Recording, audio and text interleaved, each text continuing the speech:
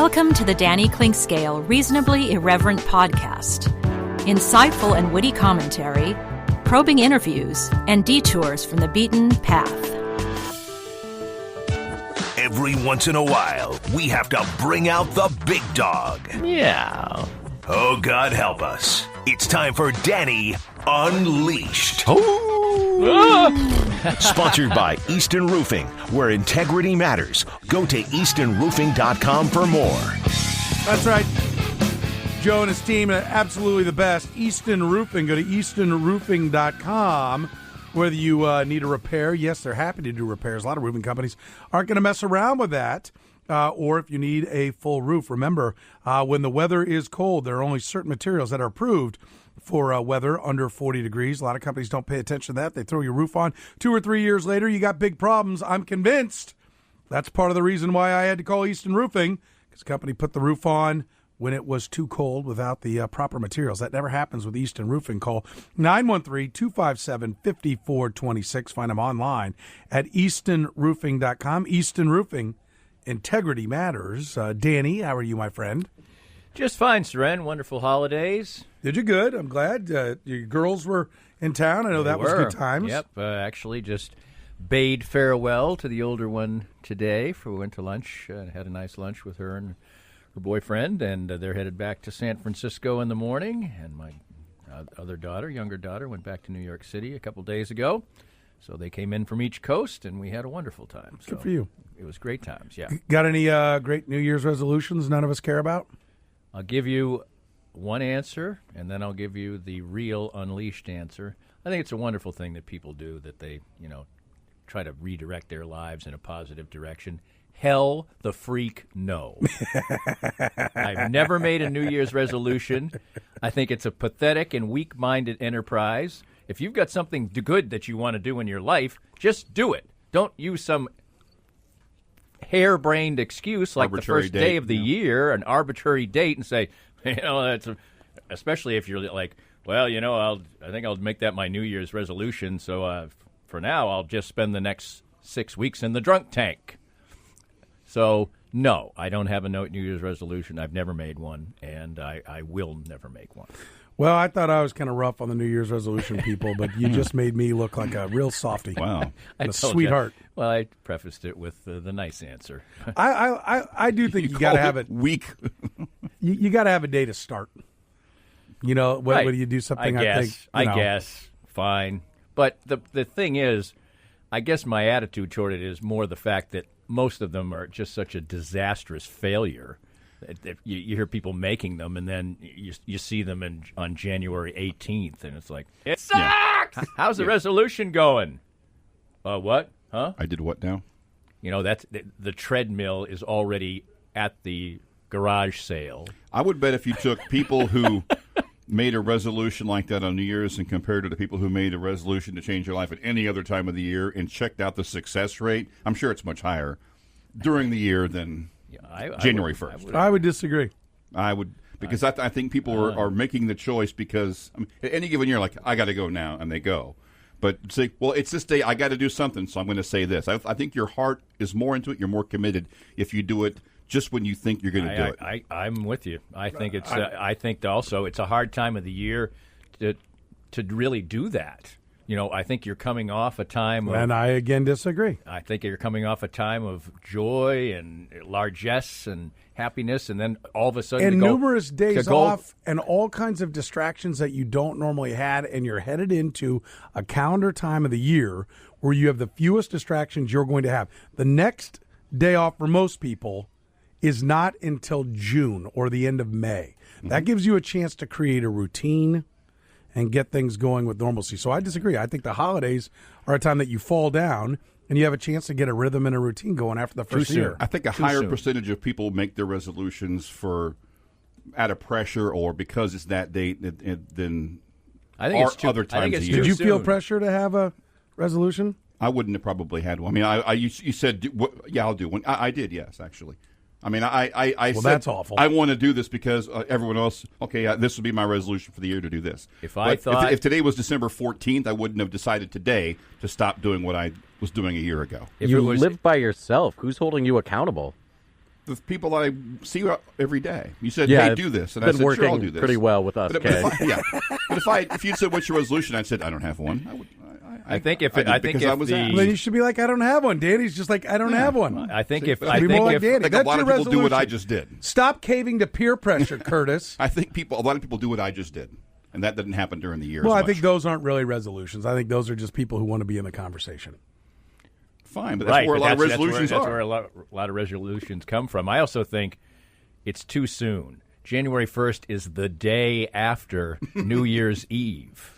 So No, I think you do it on the Judgment's not- second. We always, my house, it's the second. Because the first, we're eating leftovers and drinking leftovers. So trust me, it didn't start yesterday for me. It started today. okay, For me. that's a good caveat. But I'd say if say it was Thanksgiving, Christmas was on the 1st of December, and then I don't know, whatever. Do it February 1st. I think you'd have a better chance. Let's put it that way.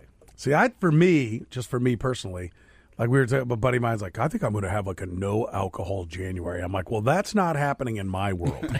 And he goes, well, why is that? I said, because football playoff games. I mean, I get together with friends for Chiefs games every single week, and I'm going to get together for the playoff games this weekend. And with getting together, and listen, and I shockingly for a guy who likes to have more than his share of Coronas in the world, I run with numerous guys who don't drink. Right, so you can come to my place and see 3 guys get after it like it's nobody's business, and 3 guys drink Coke Zero. Right. Okay, it's a weird little mix. Isn't any of us that drink feel like we need anybody with us? Because I've been the only guy drinking. I don't need you to drink with me, or I feel self-conscious. And likewise, the guys who don't drink don't care if they're the only one not drinking, and there's 3 other guys drinking. We're 40-some-odd years old. We are who we are, and ain't anybody judging anybody.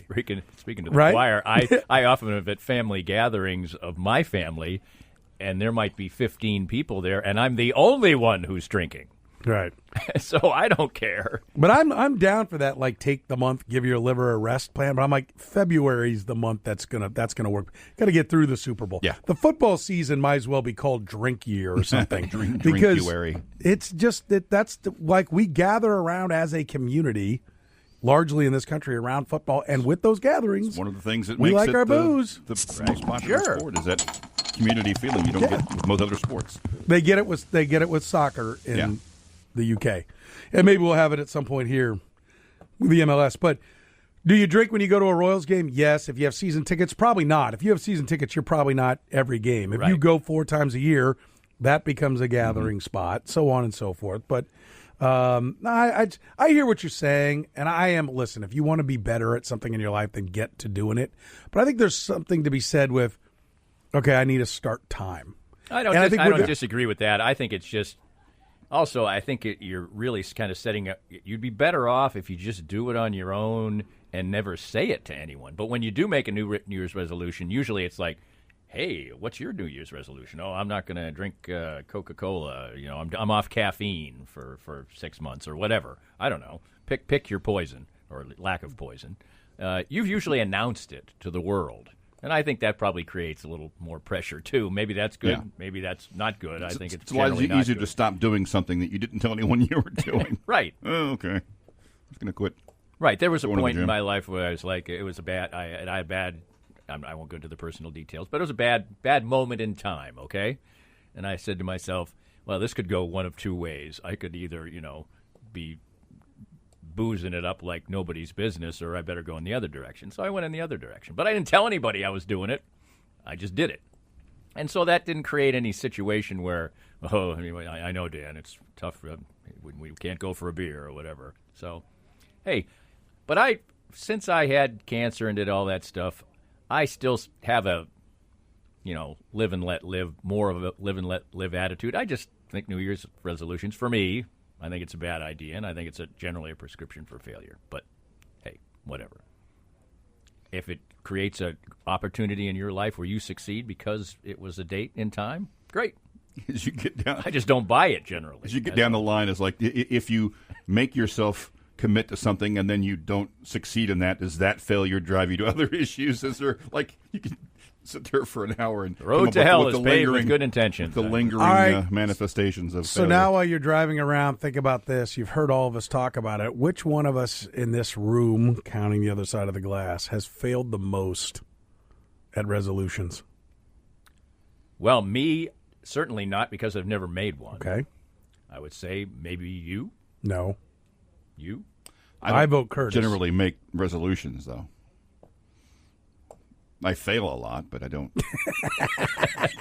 He hasn't resolved. I haven't resolved to succeed, so the Yeah. failure doesn't really Okay. seem like a letdown. Yeah, okay. I think if you get up in the morning expecting bad things to happen, it's something See, good so happens. like- It's kind of a pleasant surprise. So, I like Nate's. I've been giving him a hard time for what I heard him say about, he wants to treat everybody like they're in the room. Sure. I think that's great. Admirable. I do, and I don't think there's anything wrong for saying on this date. I'm like, to me, like there's a saying. Emmett Smith. I read something that Emmett Smith said that one of his coaches or a teacher or somebody told him along the line that he said, think about it. It's a dream. Write it down. It's a goal. We shouldn't have to physically write it down. But one of the coaching tactics is we have a contract. I agree to show up Right. on time. I agree to do this much work Yeah. outside of practice. I agree. They do it because there is something about, okay, I sign my name to it. You should be able to say, yeah, coach, and do it. But there is something about the act of committing to it and maybe telling somebody that inspires you to do it. I mean, listen, have you heard any coach at a podium after winning that isn't giving you their pillars of success, their foundations, their principles? What was the one that core values? That was big for a while. yeah, core Our values. core values. These are successful people that come and say this is True. what they did to get there. Well, so there's maybe that's why you're a failure. the We're all failures. countryside is littered with people who've made millions of dollars writing these uplifting books about 18 points to success, and I find them generally a bunch of hooey, but many people have been inspired by them. I so- will say the New Year's resolution is probably something, so you and you relate it to that, is probably something that preys upon the weak. Not if you have one, you're weak, but those who are weak get preyed upon by it. Okay, I better read this book. This is my chance. The self-help I book worked at a has- seminar company for 8 years. I've seen some of these guys, the Zig Ziglars of the world, and they've made a God fair bless 'em. piece of Yeah. money. And, Oh, and sure. Tony Robbins. I've seen some motivational speakers. The only motivational speaker I've ever seen that really I thought did a great job that I was like was Lou Holtz. Yeah, He was great. which is basically get organized and go to work. Right, and it seemed like a down-to-earth type of thing, but he had funny stories with it, so on and so forth. Most of the other people I've seen have like one core value or something, and then they say it 12 different ways, and then at the end everybody stands up and cheers. So good for them. Good for them. And for people, they've may have done some good. I have also mocked Corey Anderson for his living healthy thing, and he just texted me, I make resolutions every year and fail miserably. So, there you go. As long as you have a healthy attitude towards He it. fits into your not? category. All right, let's switch gears. I'd like to talk a little Chiefs football Sure. with you. I wrote a blog today about the Chiefs and their playoff chills through the years and hopefully warming them up here. And in this. is it different this year? I think there's a chance that So it if you can went be through different. them all, then you're fresh in your mind why they failed. Is Well, whatever the it's- problems Don't do were, it. One thing I would recommend for Chiefs fans: don't read your blog. no, read the blog, but don't DannyClinkskill.com. don't go through the enterprise of looking up the Chiefs' sordid playoff history. I sort of encapsulate it and try to keep it brief, and then say, "Okay, I get it. Stop. We'll move on now," because it's awful. It's like reading about the Russian Revolution and millions of people dying. I mean, it's sports carnage of the worst order. So They've won a low percentage of not very many games. they went. Yeah, they don't get there that often, and when they do, they don't win. They had a 15-year stretch where they didn't go to the playoffs before the late 80s. Makovic. Yeah, that time. Then they have had a stretch where they've been reasonably good as a franchise, but they only made the playoffs 7 times in 20 years. That's not very good. Yeah. And then they lost all the games. Lost 8 straight NFL records. So anyway, yes, I do think that they have a lot of things set up to make this a success. Basically, I think the tenor of it is, I'm not going to say that this is the time, but it's a good time. It's the last year with your cheap quarterback. You got the kiss. Get one kind of cheap. Give you backload next year. You got the kiss with the schedule, and the Dolphins did the unthinkable. The team that likely is your worst first-round opponent, you can't play them in the first round. It's the only team you can't play. So, yeah, do it now. I put it this way. It's not a complete disaster if the Chiefs don't make the Super Bowl because they're not the favorite anymore. But it is a disappointment. It'll still be a disappointment. It'll still be a disappointment, not a disaster. It will be a disaster if they lose their first game or if they lose the AFC Championship game if it happens to be here. Okay. Both of those are disasters again. So if they won, go to Baltimore, play a tough game, lose, disappointing, not a disaster. Any of the other scenarios I just pointed, disaster. I'm with you, and I think it was important for Patrick Mahomes to get a win against the Colts last year so that he does not carry the we don't win in the playoff deal. And we don't beat the Colts. Right, and he knocked both those off right away. And he left the field playing well enough that they should have won in the AFC Championship game. Right. So there's no pressure really on him personally. I did feel there was going to be pressure if he doesn't beat Tom Brady, if he went down and was now 0-3. I think that helped. That was something to me that he had to check, particularly when Lamar Jackson had done it and Deshaun Watson had done it. That put pressure on him to win that game. I think that was an important win. I do think that, good or bad, right or wrong, this team, they can say there's no pressure on them or whatever. We can say, well, they're not the favorite. But in this city, there is pressure because it has been 50 years since they've gone to the Super Bowl. And they need to get that off the back before it begins to stink on Mahomes. Right. I mentioned Dan Marino was Patrick Mahomes when he got going, okay, including going to the Super Bowl in his second year, all right, and then losing to a superior team.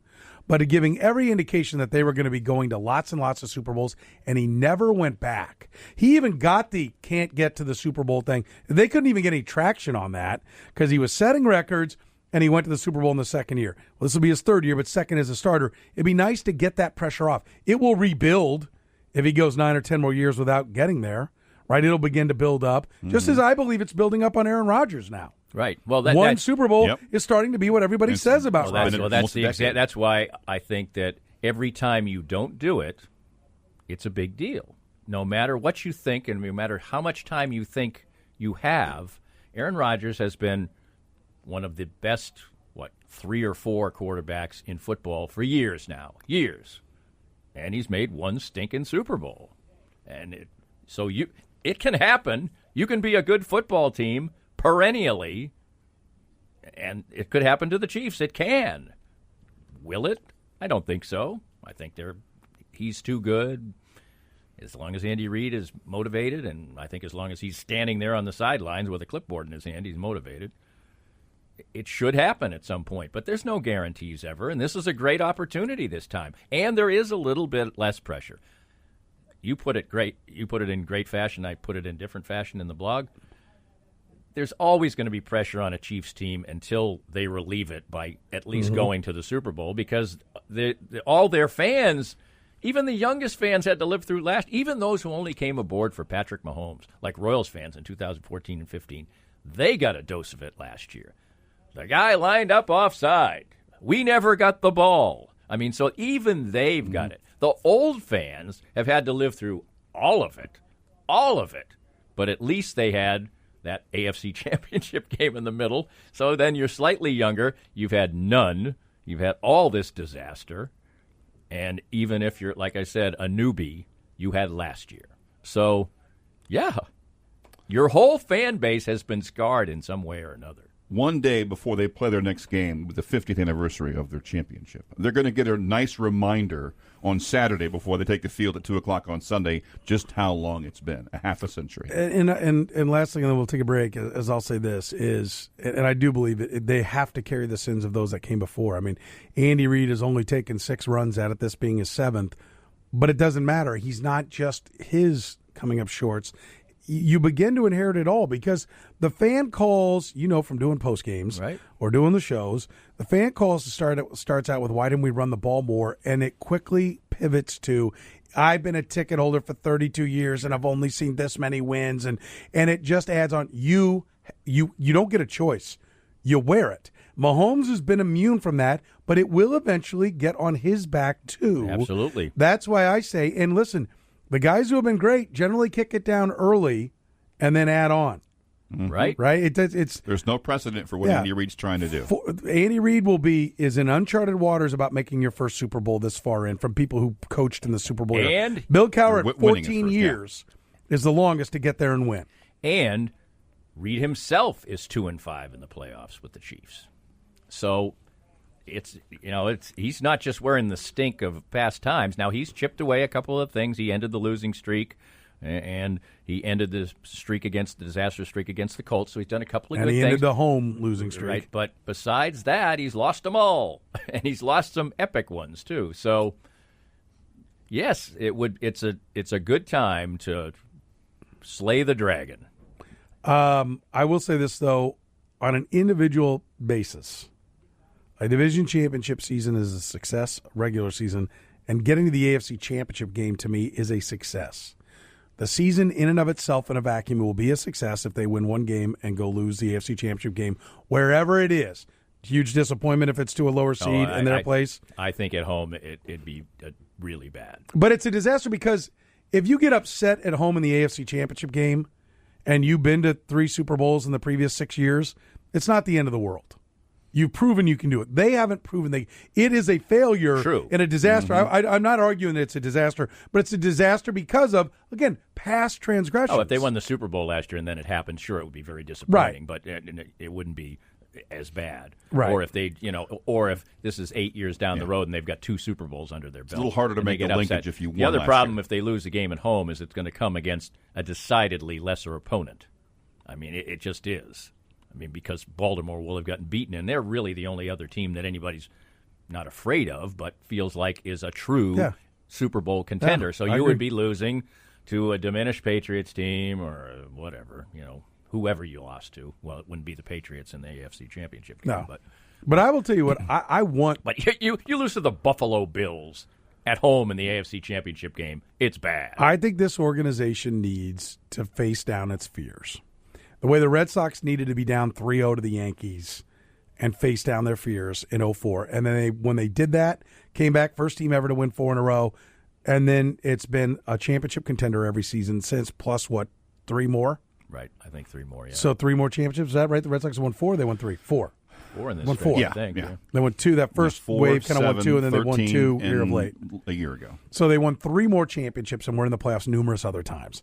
To me, I think you want the Patriots coming in here again. Oh, it's so hard to beat them twice and Belichick. Oh, I agree you with want that. the Patriots. I agree with that. And then I think you want to go to Baltimore, and you want to handle Baltimore. And then I think you want whoever the top dog is on the NFC. Because I think the one thing that can help them out is when there is doubt and all that, as opposed to the situation where they're supposed to win. Right. I think it's just an easier thing in sports when you're there, period. Any sport. All right, we'll take a break, talk about some of the nuances of this team next. Danny Clinkscale is here. He's brought to you by our friends at Easton Roofing. Call 913-257-5426. Find them online at eastonroofing.com. Don't forget they handle that attic insulation as well. Signs you might need more attic insulation or maybe better attic ventilation. Could include things like a cold upstairs, ice dams forming in your gutters, lots of icicles hanging from your gutters. Those are all signs that you need some help up there. Call my friends at Easton Roofing, 913-257-5426. Easton Roofing. More of Danny's Reasonably Irreverent podcast after this. We're here with Joe Spiker, the president of Easton Roofing. And Joe, you worked for other companies in the construction industry.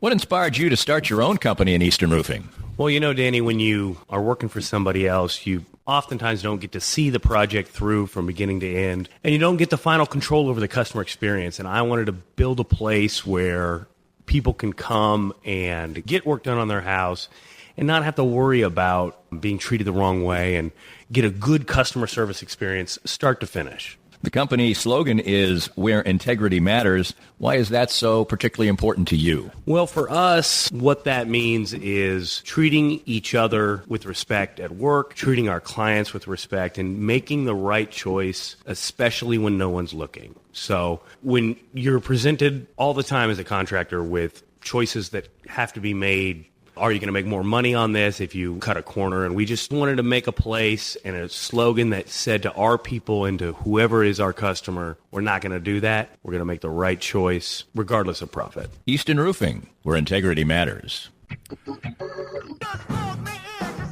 What franchise has played in the most wild card playoff games? I will give you 2 hints if you would like. It's kind of a mixed blessing now, isn't it? Baltimore's been there quite well, but you got it all time? All time. Well, they haven't been around Goes long back enough to 78. Although there wasn't much wild card action, they still. I think that There was still only might be one a viable choice. There were only 2 a year up to 1990. That's true. There weren't that many spots. That's right. There were only 2 teams in each. Right. Yeah, so From one. 78 to 89, there was only one wild card game in each conference. I'll give you 2 hints. They are playing this weekend. I'm thinking Seattle is where I was going. I'm going to put that out there before you give another hint. Nope. They played in the very first wild card game in 1978. The early game of the 2 in 78. They will play on their 17th wild card game this weekend. Wow. Eagles? Philadelphia Eagles. Well, that I had a makes, vision. That kind of makes some sense. Was Jed going like this, flapping his arms? 17. I'm saying old baldy into your. Give it time's yours. Yeah, okay. You An old baldy, some get kind this. of famous eagle. Should probably get this one, so. Soren. Appreciate you. And he's playing a lot of those, hasn't he? Doggone. Quite a few. Kind of makes sense. The NFC East. I know this in the context of this year. It doesn't sound that, but it's always been a pretty strong conference. So the second place team a lot of times would make it. Where do you sit on Andy Reid as a playoff coach? I've heard some conversations like Andy Reid's not good as a playoff coach, which, you know, you can probably guess where I'm going to come in on that one. You know, it's always hard to judge. Has he had the best team most of the time? Probably not. So he's won enough games. Well, he's 500. He's exactly 500 as a playoff coach, isn't he? Double checking that. I believe. I think he's Again, I think he's 1 under. 11. Yeah. He's 1 under. I think he came here 2 over, and now he's 1 under, is my recollection. But I'm going to double check that. I think here has hurt him a little bit because they've lost as the quote-unquote better team a couple, 3 times. 12 and 12 and 14. 2 under. Okay. Came here at 1 over. You know, you it's not can't 2 say under. he's a good playoff coach, I don't think. But I would say he's probably about average. I don't think he's, you know, you win that many playoff games. It's not like he has some kind of, you know, streak he's got to break or something like that. He's reached a Super Bowl. He went to multiple NFC championship games. So he won enough games when he was either supposed to or pulled an upset. So I'd say B, but no way above B. Maybe B minus even. But even when he was going to 4 consecutive NFC championship games, there was considered something of a letdown because the last 3 of those were at home and he lost 2 of them. He finally punched it through in 04, but they lost at home to Carolina in 03. They lost home to Tampa Bay in 02. That's why I'm going to go for a B to B minus. Yeah. Enough wins that he shouldn't be graded extremely low, but just not enough upper level success. So let me. This is where I say that the Andy Reid legacy is being written now. The rest is not going to. The rest is going to be it's a baseline. It's a baseline. Agreed, totally. Well, it's not as bad. It's not a bad enough baseline where if he has some success now, that he's not going to look like a good playoff football coach. Because 500 isn't bad. I mean, When you lose, you're 0-1. I mean, if you lose your first playoff game, you got to win a couple the next time around. There have been 10 coaches to coach in 20 postseason games. He's one of 10. He's one of only two of those 10 are below 500.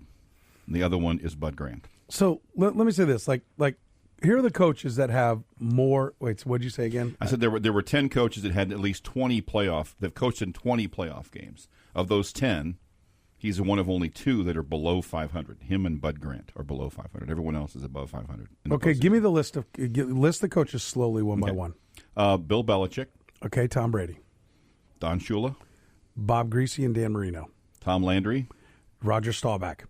And because I'm going to tell you, because Tom Landry without Roger Staubach's like 5 and 6 in the playoffs. He looks like Andy Reid. Okay, go ahead. Andy Reid, 4th. Okay. Chuck Noll, Terry Bradshaw, Mike Holmgren, Brett Favre, and Matt Hasselbeck. He got there, but a Favre, lot of it was Favre are two of the Also, three the Don Super Shula one, the way they played football, the Bob Greasy thing, I think, I agree irrelevant. Back then, but he is a Hall of Fame but he quarterback. also had he is a Hall of Fame quarterback. But I mean, what did he throw? He threw 9 passes. Right, but in an era where it was all about running, he also had Larry Zonka and Jim Kick and Mercury Moore. So he didn't have. He had overwhelming talent at the most important area of offensive football at the time.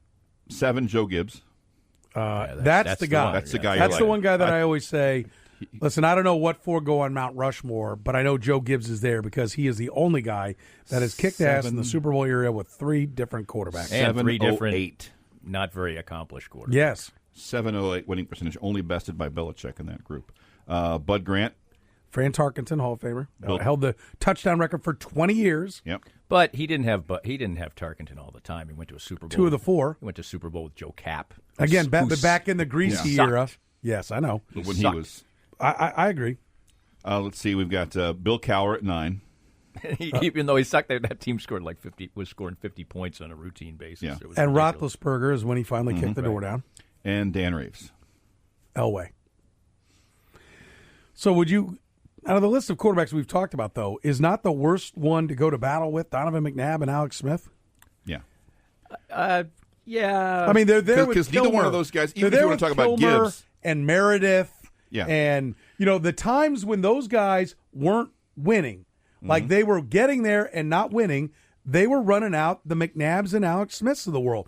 Good but not great quarterbacks. Even if you want to give the love we Gibbs both is the one guy who Gibbs. had good but not great and won. Right. That's why I didn't. But that's why I didn't give him a C or a C minus. But I can't throw an A out there. No, I'm not asking. But there are people that act like he's a colossal boob, and that we're going to watch when they start this game next week.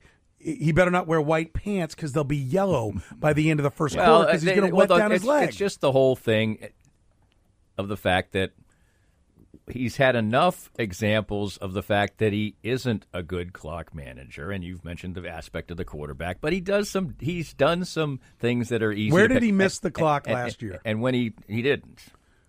Which is the first time he's gone to battle with the big boy. Right. But he's made, things that have nothing to do with the quarterback. I mean, like not calling a timeout before the 2-minute warning. And it just and once you start doing that kind of thing, people are going to be more attuned to it. And also, he's played high-level football forever now. Yeah. So he's in the focus. It's not like he goes away for a while and they're not even in the playoffs and they're irrelevant. And he gets a lot of credit for being an offensive mastermind and stuff like that. So people like to pick at him. And he coached a large portion of his career in a vicious media market, where the division was in the East Coast with other vicious media markets. And so it's kind of natural that he's developed the reputation. The fact that he's overcome it, doesn't seem to care, is still in. I think he cares. Still in there fighting.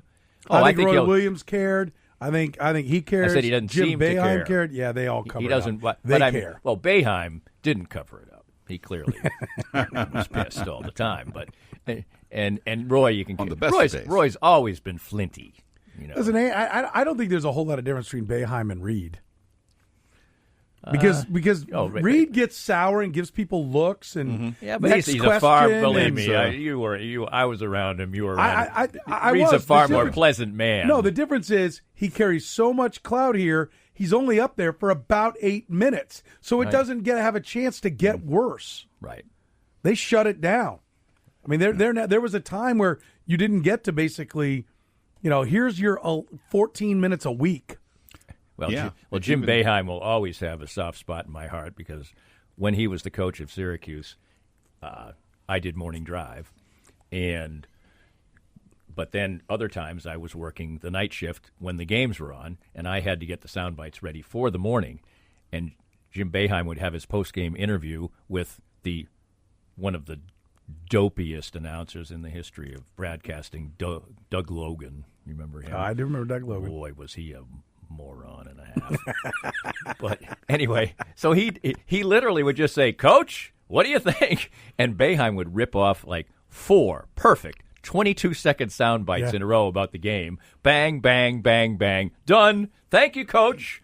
Yeah. Appreciate that. My work is done for this evening. It's 12:30, and I did not have a New Year's resolution, so I will go have a beer. Well, when Marty was here, he would talk on their weekly one for 15 minutes. Then they'd go upstairs and sit around and eat lunch. Oh, it was and more than 15. Yeah, it was 20 half minutes. an hour, half an hour every time. And then he'd go upstairs and talk to them. And you could roll for and you could another roll 15 on minutes. it. Yeah, you could roll on it. Can you imagine it happening? And lunch now? with him. You could have lunch with Marty. Yep. And that's not happening anymore. No. In the game.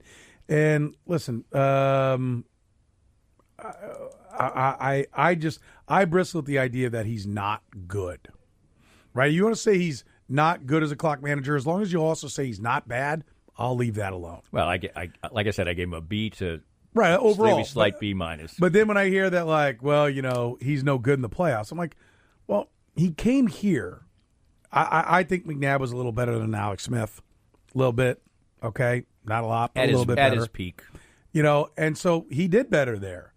I think he's consistently gone into battle with a knife. Maybe it was a samurai sword with McNabb, and it's a knife with Alex Smith against gunfighters.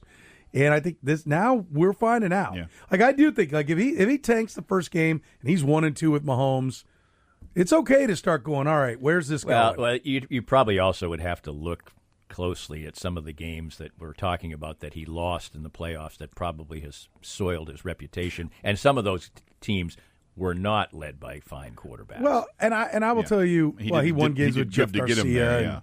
But I will tell you the things. This is the problem, and I did this to Bob Glauber, and I shouldn't have done it, but he pissed me off, and so whatever. We're friends, and he can take it. He's forgot more about football and written more about football than I'll ever know, so he's not going to get his panties in a bunch. But I said to him, he talked about reading. I said, okay, well, we'll name the bad clock managements.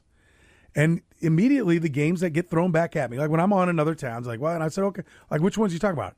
And then they go to the Super Bowl. And I'm like, well, I love me some Donovan McNabb, but the guy's throwing up in the huddle. That wasn't Andy Reid's fault. Right. Why didn't you give him bigger balls, Andy? What's the problem? How come he couldn't keep his tacos down, Andy? That's not his fault.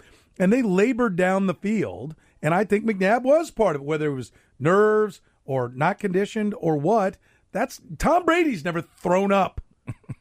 Literally or figuratively. And so it's that game. And by the way, he was down 2 touchdowns. But the only reason that it is kind of an unfair question to throw at somebody on the spot. Hang on, just to finish. And it is.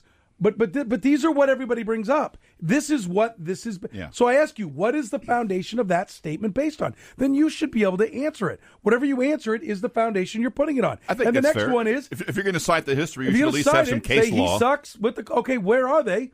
Then you need to point it out. And the next one is Alex Smith in New England. Again, down 14 with Alex Smith. And I go, hey, do you know who the leading receiver was in that game?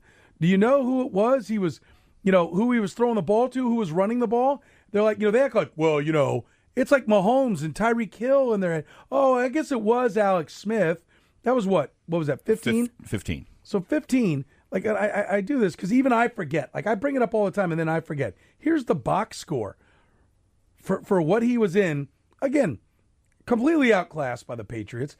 Gets the football with, I don't know, he ended up scoring with 113. Let's see, the Patriots kicked a field goal with 10-20 or something. Whatever it was. I don't even know if that was the last one. You might look up the drive on it. Yeah. But here's the guys that were making plays for the Chiefs. Alex Smith was 29 of 50 for 246, 1-0. And by the way, 9 carries for 44 yards. I thought that was his best game ever. He warriored up like it was nobody's business because he had guys all over him. Sharkhandrick West led them in rushing, 17 for 61. 6 for 30 from Niall Davis. The receivers in that game, oh, that was a fun bunch. Leading them in receiving that day with 4 catches for 69 yards, Jason Avant. 5 for 57, Albert Wilson. Chris Conley, 5 for 33. Kelsey had 6 catches for 23 yards. Jeremy Macklin, 2 for 23. I mean, that's right. Pucksville. Although my memory of watching the game was that they didn't seem to have enough urgency. I do. They got the ball remember with 6:29 left at their own 20. 16 plays, 83 yards. Yeah, I mean, 16. Or 16 plays, 80 yards. You have to score. I mean, you do have to score, or it doesn't matter. Right. So this is what I always say. If he'd have gone 4 and out with 4 balls down the field and lost by 14, that game would never be brought up. He would be considered a better coach than the fact that he went, this is what I have. Right. And we got to get there. Yeah. Right. You have to score downs. no matter what. And he got the first one. And by the way, Tamba Hali dropped a pick. Right. He never seems to get that play. Yeah. Tom Brady dropped a pick, and D Ford's offsides. Everyone forgets that they onsided, and then Tom Brady hit Tom Hali between the 9 and 1, and he didn't catch the ball. Although he was about 5 feet away from him, it was a hard play. But yes, he could have. It was a hard play, but I mean, hey, the bottom line is it's not gonna go away unless he wins it. I agree. I definitely agree with that. And my point is this: I'm ready to join the mob. If it doesn't get going here real fast with Mahomes, because there's no denying that is now not the issue. And I am completely open to the fact I will forever believe he should have gone to Mahomes when they had the losing streak during his rookie year. And maybe they don't get to the playoffs. Boo-hoo, we don't get to lose to the Titans. And if he didn't go then, he sure as hell should have gone in the second half to him. You can't tell me he was going to be this ball of nerves and suck. And then the next year, he's ready to throw 6 and 4 and 5 and 6 touchdowns to start the year. But to go to him against the Titans made him that good? I mean, Alex Smith was fantastic in the first half of that game against the Titans. I don't think he should have been starting the game. Well, I'll listen to that. And part. I think Mahomes, it wouldn't have been 21 or 20 or 22 or whatever it was. 21. It'd have been like 35. I'll listen to that part. But what I'm saying is after the first half, when Smith was that good, you wouldn't have gone. I wouldn't have gone to. At that point, I don't think you're going to Mahomes. At the half, after like 2 series. At the half, Smith was 19 of 23, 231, 2-0. Yeah, right. And then they quit making plays in the passing game. Yes, they absolutely did. He finished 24 of 33. So what? 5 of 9 for 50 yards. And it was and listen, he was a victim of 30 yards. Guys dropping it. I don't blame Alex Smith for that game. But I think that Patrick Mahomes makes plays down the field. And if he had the last 7 games of the regular season, I think he kicks ass.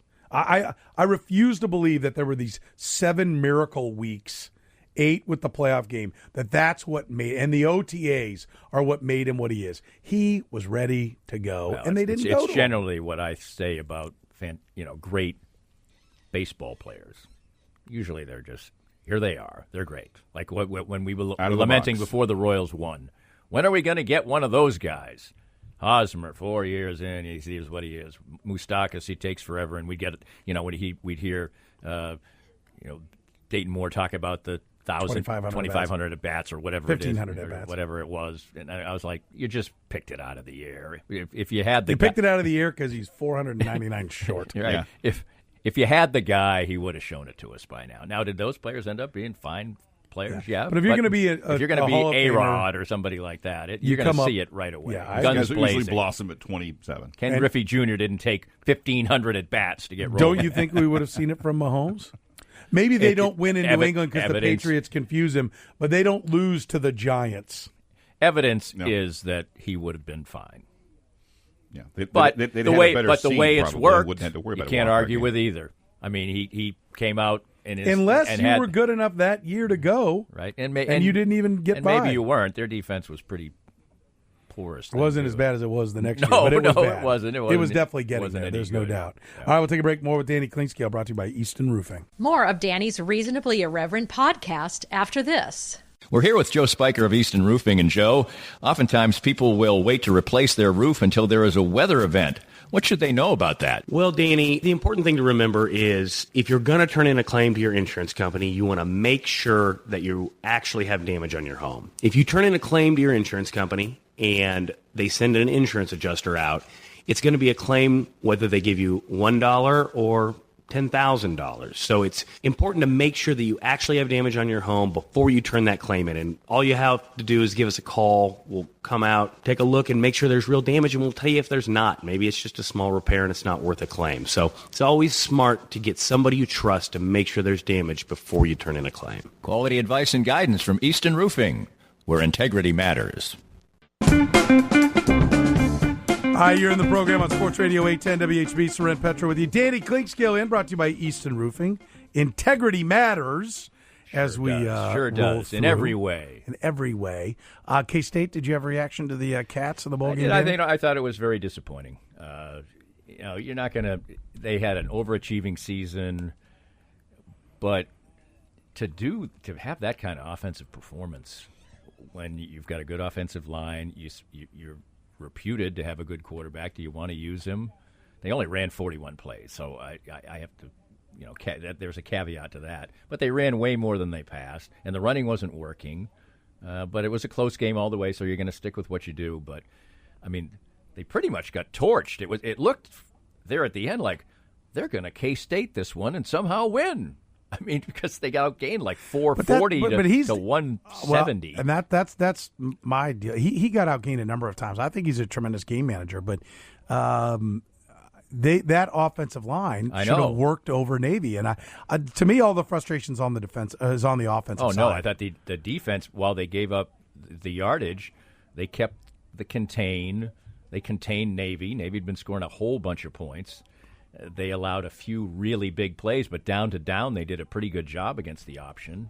So, I don't think you can. It was just and it just makes you wonder about, will the offensive philosophy work at times in the future? That's the only question mark, where they really want to run the football. They really want to throw the football maybe in the teens every game. Maybe that's not quite enough. Will he adjust if things aren't working? He didn't in this game. But as I said, the game was close the entire time, so it's not like they were down 2 touchdowns and he was still pounding away with the football. So, but it was a disappointing performance among the Big 12, making a whole pile of them. You got a upset in the wild cards anywhere? I think a lot of people think that Buffalo is going to cause some problems and that Houston will be disappointing. I think this time around Houston's going to get it done. So, no, I don't think I do. I think I'm on the chalk for this one. I also think the Patriots will find a way. Eagles, Seahawks. Who's Seattle's a mild favorite on the road? I think the Eagles might win that one. Okay, there that's the one right there that I could lean to, because the Seahawks are kind of been a paper tiger this year, carried by Wilson. Yeah, I agree with that. Danny Clinkscale, DannyClinkscale.com, brought to you by Easton Roofing. Danny, always a pleasure. Happy New Year to you. Happy New Year to you. This podcast was made possible by our great sponsors like Easton Roofing, the presenting sponsor of Kansas City Profiles at the Danny Clinkscale Reasonably Irreverent podcast. Easton Roofing, where integrity matters. We hope you enjoyed the latest Danny Clinkscale Reasonably Irreverent podcast. Come back soon for something fresh and new.